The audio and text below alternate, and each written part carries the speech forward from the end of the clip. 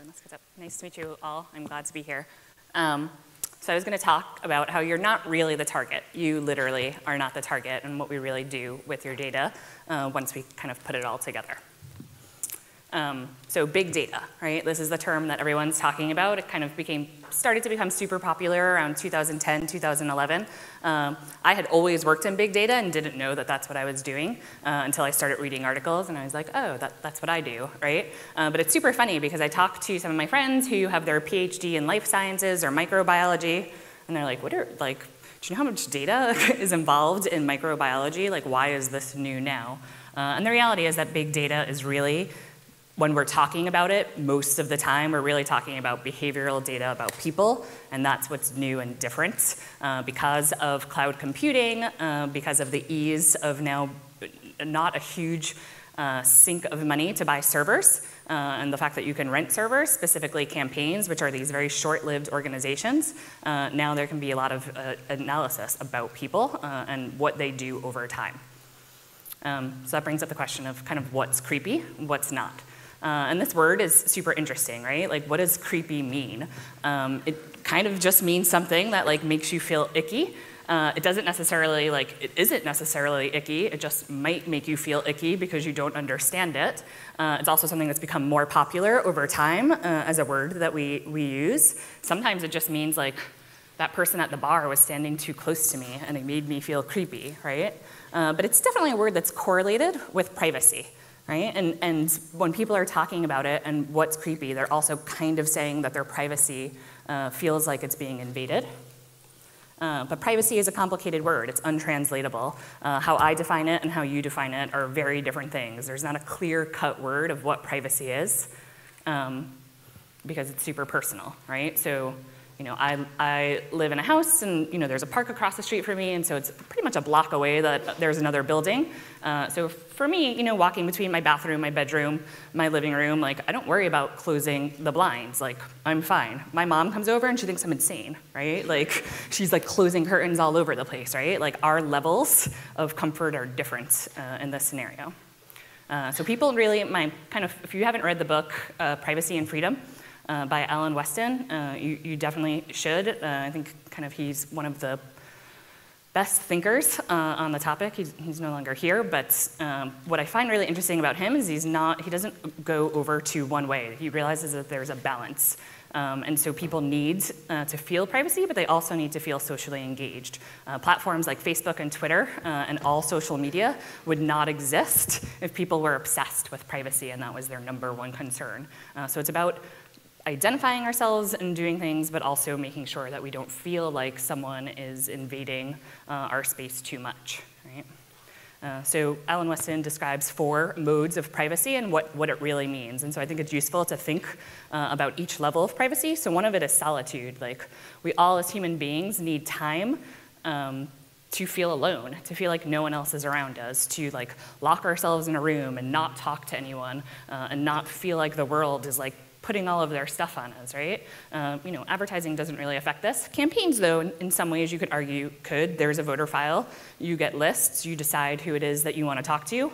You show up on their door and knock on it, right? Maybe they're having a moment of solitude. Well, you know, doorbells are there, and people can kind of invade this, right? But in general, this is one estate that most people do not want to be in all the time. It's a very, very limited space, and it's not really a concern when we're talking about the issues that we're talking about.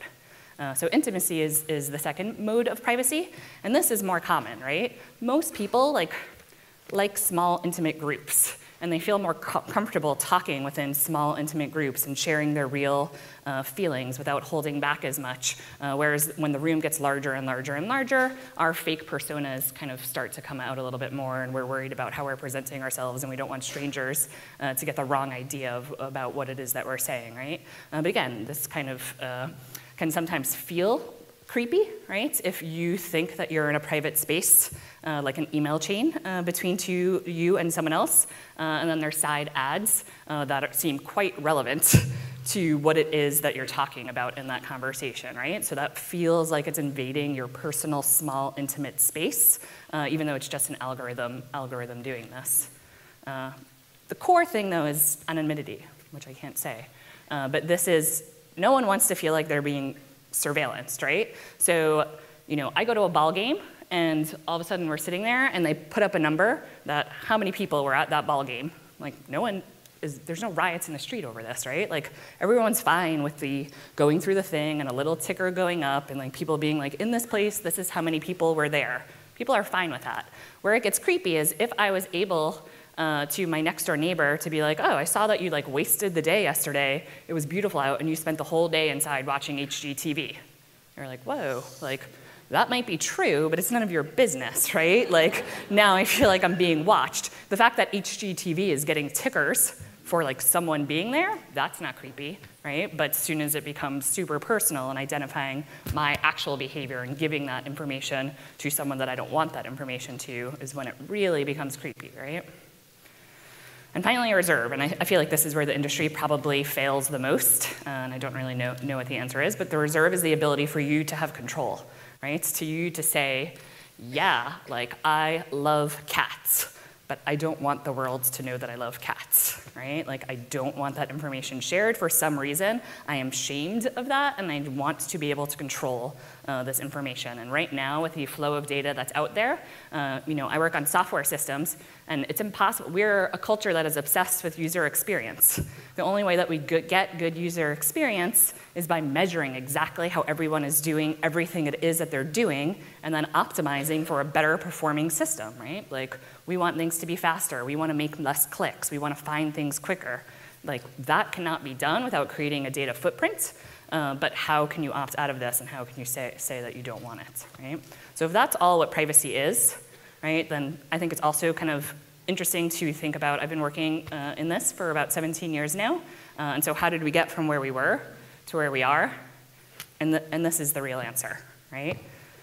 In my beginning days, we actually called this swivel chair integration because people who we were solving problems for were using mainframe systems. And so even if you were just doing something like making a phone order, saying I want my phone service set up in this house, the person who took that order would go to one system and enter in your personal information to set up an account, to get your billing going, and then they'd literally swivel their chair over to another terminal and have to re-enter all the same information to get the order people to get it going. And then they'd have to swivel their chair over to another terminal, and they'd have to do more information. So to complete this information, people were going all over the place. And like, just think about it now. Like, people complain that like they have to go to Yelp to get a restaurant recommendation and then go to OpenTable to make the reservation, right?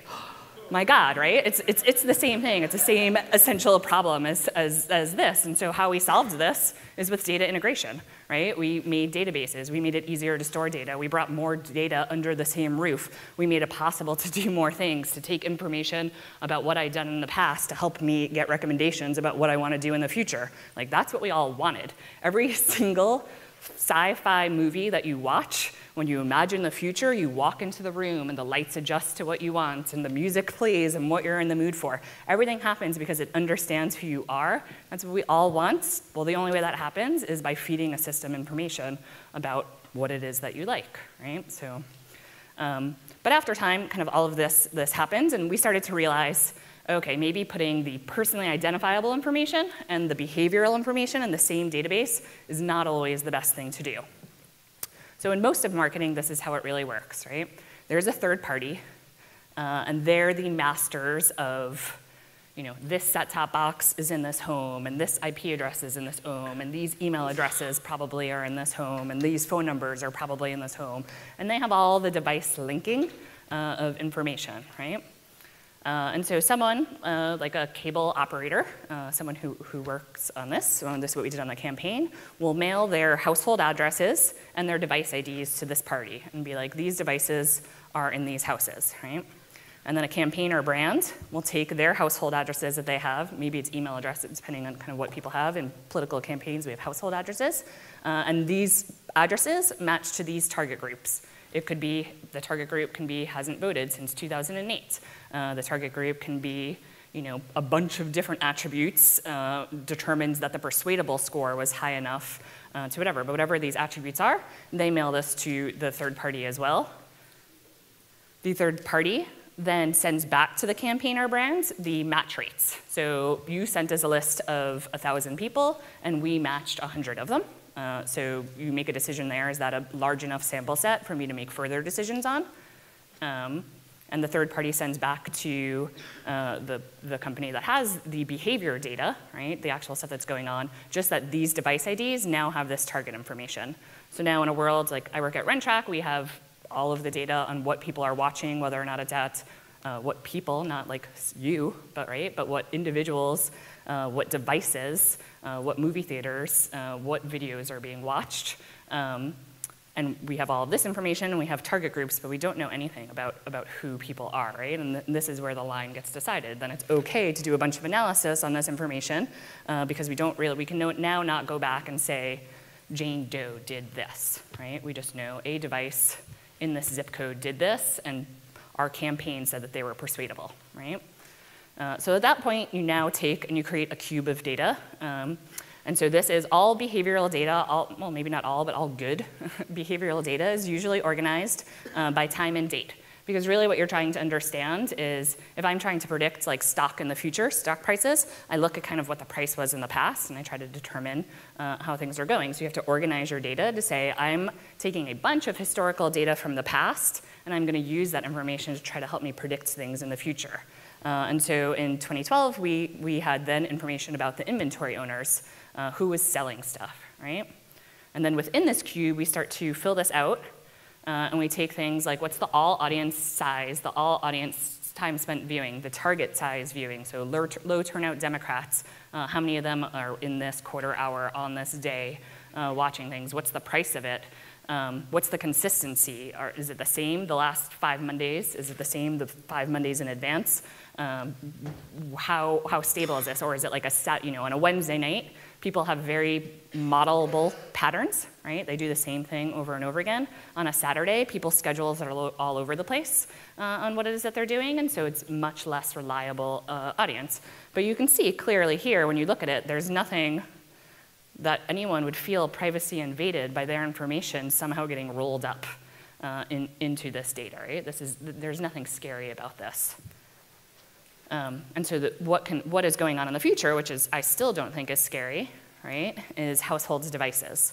So instead of having the inventory owner, you now build this cube of information, understanding all devices, whether or not it's a cell phone or a set-top box or an IP address. And instead, you take what media was consumed at that time and what was the stability score. And the major difference here is in the previous model, if I saw that on one piece of inventory, 50 people were there, and I saw on another piece of inventory that 50 people were there, I have no idea if I bought both of those things, if I got 50 people times 2 or 100 people, right? That's not my desire. Whereas in this model, I can start understanding frequency. Is this a second impression for someone? Is this a third impression for someone? Is this a fourth impression for anyone?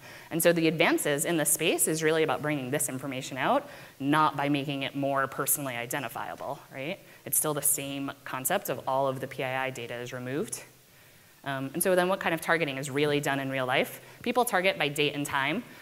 They target something on Sundays. They pick, I want to target shift workers, so I'm going to target overnight time periods. I want to buy elections have lowest unit rates. So if I buy something 60 days before election day, I get a much better rate if I'm a candidate than if I buy it on day 61. So I kind of take all these things into concept. I might have a campaign that is very summer related, so I'm targeting it to air right before the summer starts, right? Whatever kind of fits. People target by inventory owner. Because there's still no master, people may believe that it exists, but it does not exist. It's all modeled in math. There is no understanding, clear and obvious and absolute without modeled math understanding of this is my TV activity, this is my Facebook activity. This, even to roll it up and be like, we know that these all came from the same devices, that doesn't exist. But it is starting to grow a little bit more, trying to figure out privacy and anonymous ways to do this. But people make decisions about where they're going to spend their budgets on different inventory types. So now we start to get a little bit more personal, right? This is where all those things, no one cares about that, it all seems normal. But we're getting to household and personal attributes, and this is where it starts to people's hairs on the back of their neck come up, and they're like, wait, do I like that, right?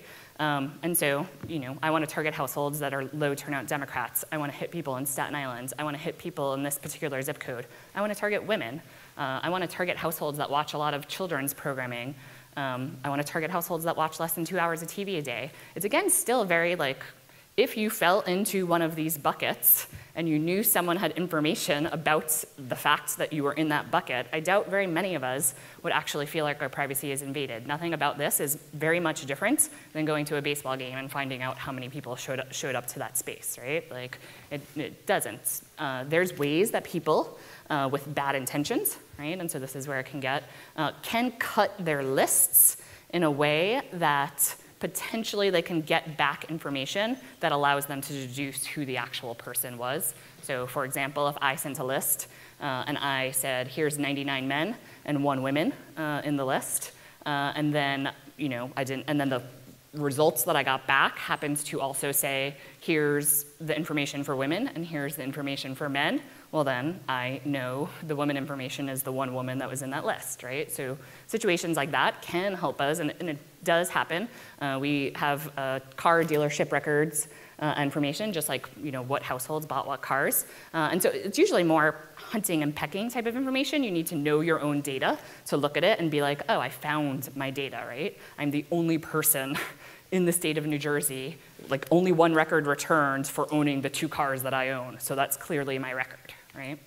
This can happen.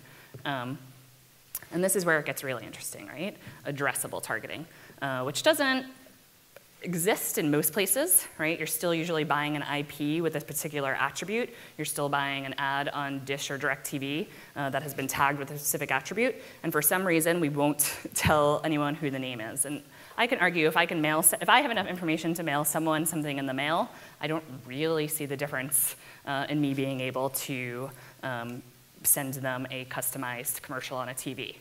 I get it, it feels different, right? But is it really different? And I come along the place of it's not really different, right?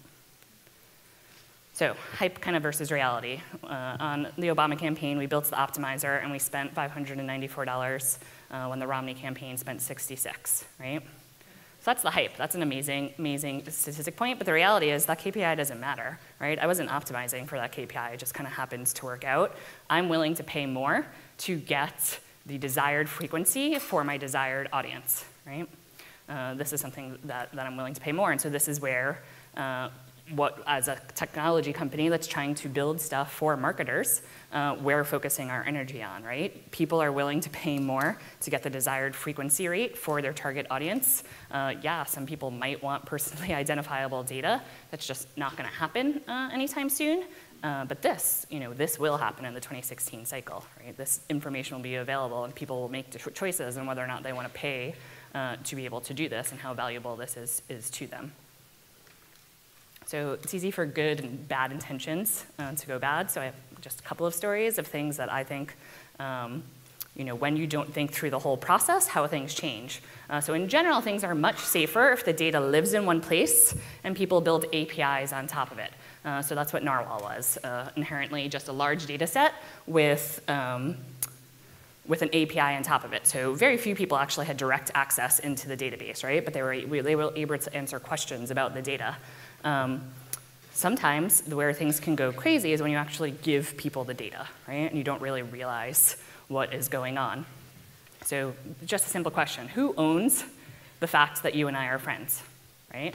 If I see someone on the street and I meet them and I can be like, oh, my friend Kate, yeah, we're great friends, right? I apparently own that information because Kate wasn't there and I told someone that that was true, right? So Facebook, 2012 election, had the ability for people to opt in. The Obama campaign rocked this, right? We got people to opt in, and the privacy policies at that time on Facebook were that if they opted in, they could tell us who all their friends were. Okay, so they told us who all their friends were. This is very much how local campaigns work, right? People sit in a room, it's a really small thing, all of their biggest supporters sit around the table and they circle the names of the people that they know and that they're gonna outreach to, and they figure out how to fill in the gaps of the people that they don't know. The Obama campaign just did this in a digital level, on a much larger level, but we were actually able to ingest the entire social network of the US. That's on Facebook, which is most people. Where this gets complicated is that freaks Facebook out, right? So they shut off the feature. Well, the Republicans never built an app to do that. So the data's out there. You can't take it back, right? So the Democrats have this information. So when they look at a voter file and someone comes to them, they can immediately be like, oh, here are all the other people that they know, and here are people that they can help us persuade because they're really good friends with this person. The Republicans do not have that information and will not get that information, right? Now, I'm a Democrat, so maybe I could argue that's a great thing. But really, it's not in the overall process, right? Like, that wasn't thought all the way through, and now there's a disadvantage of information that to me seems unfair. But I'm not Facebook, so this is the realities. So here's what really keeps me up at night. It's not micro-targeting. I really, I've done it for so long. I really feel like it's, for the most part, there's always sketchy situations for the most time, but most organizations that have integrity don't want to do anything that oversteps lines because that will just turn people away from them. So a lot, campaigns will self-moderate themselves more than any actual rules exist, right? But price discrimination is what keeps me up at night, right? So I don't know if you guys read an article from Chris Rock in Vox lately, but the most important part is kind of this part in white. No one has any idea what anything costs. What buying an audience costs. If I want to find out what Microsoft costs, I go to Google, I type in Microsoft, its stock price comes up, I know what I can buy it at that moment, I can see what it's sold for in the past, and I can maybe start to do some research about where I think it's going in the future. I cannot look up what HGTV costs in the New York market for next week, right? That is impossible information to find out. And there's an entire industry built around the fact that this information is secret, and the only way to get it is to pay someone else another 12% on top of what it is that you're paying for them to tell you what things cost. So this again makes it harder for smaller campaigns that don't have as much money, who might have a great candidate, to participate in this process and to get their message out, because there's all of these, they can't do the work themselves. They need to bring people in to do this. And so what I can say is the best thing about Citizen United, because there's not a lot good about it, right? But the best thing about it is now that so much money is being spent in the political space, people are like, what the fuck, where's this money going, right? And so they now have public files available, and the broadcasters and the cable companies have to tell you who it is, what they sold, at what price, and when they sold it for, right? So this information is out there. We collect it all now. Yeah, what happened? Uh-oh. Yeah. We're out of time. Oh, I thought it said 10:27. Actually, it's going in the reverse direction. I'm really sorry. Oh, it's going up. Yeah, I know it's going. Okay, well, this is my last slide, so you got it all, right? So this is the crazy thing, right? That we have no idea what anything costs, and without, now we can collect all of this information and we can actually expose all of this. And to me, this is the most disruptive thing going on with the big data space, is figuring out what things really cost. So that's it.